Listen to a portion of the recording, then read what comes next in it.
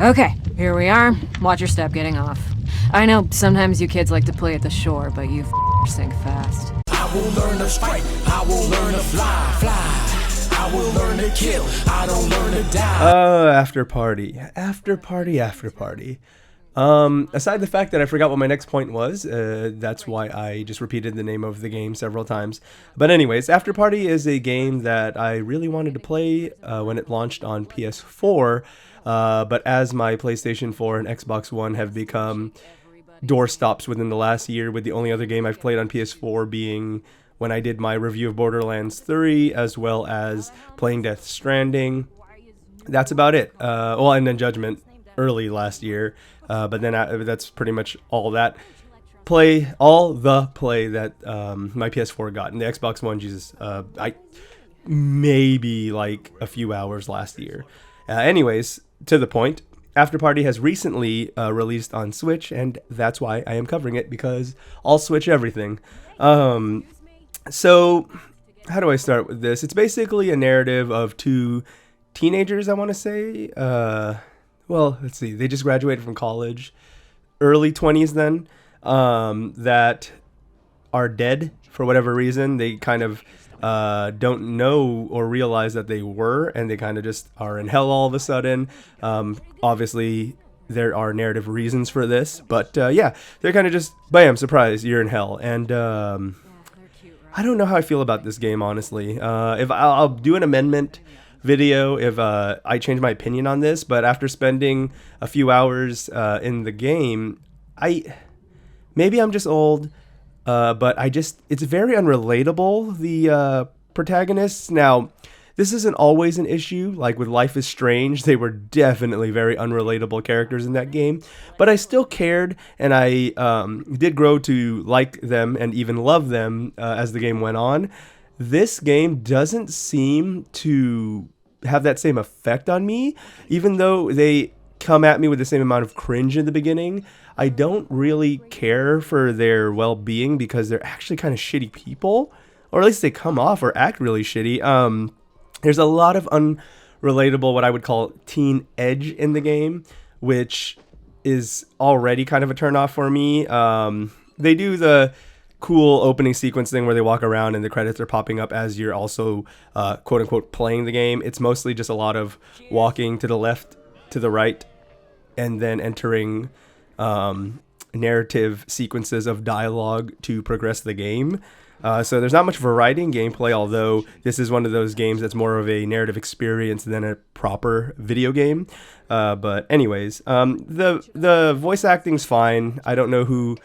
I didn't recognize any of the voice talent, but I believe it's from the studio that made Oxenfree, which I really enjoyed that game. So I don't know. The whole edgy, not aesthetic, but the edgy,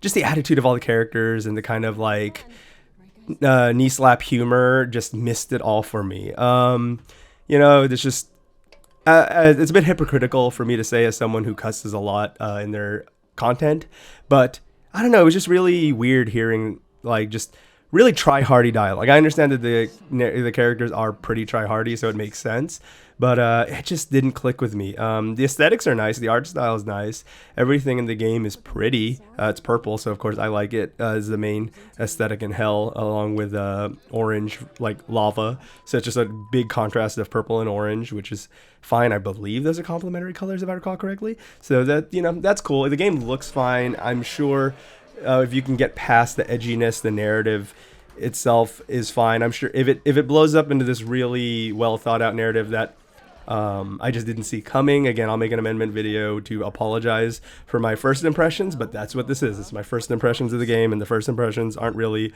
the greatest. Lola, the POC character, person of color character. Yeah, okay, that's correct. For some reason, I thought I was being redundant when I said, yeah, the POC,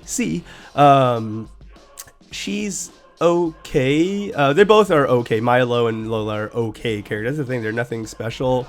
She does the thing a lot where it's a lot of oh yeah, white people, and I don't know, it just doesn't land.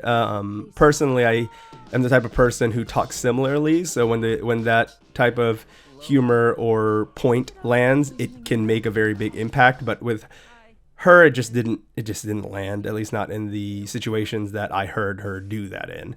The frame rate for some reason is pretty consistent for the most part, but what I was going to say is it eats shit pretty bad, especially when you're being driven around by Sam on the river Styx or the fucking, whatever the fuck, lava in her taxi cab, because they do a lot of jokey takes on hell, kind of confirming a lot of things like backwards messages and everything are actually true.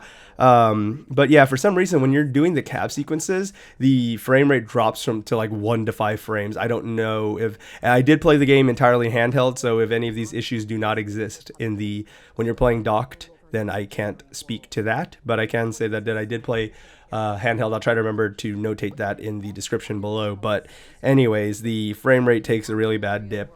Overall, the story, again, it's okay, I guess. I don't know. It's way too edgy for me, maybe too youthful for me.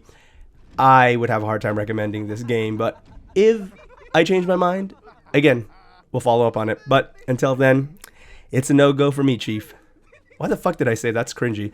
It's a no-go. Just like I shouldn't have done that, I can't really recommend the game. Not that I'm impressed. I thought a little man lived in the putt-putt windmill till I was like 14. Welcome to hell.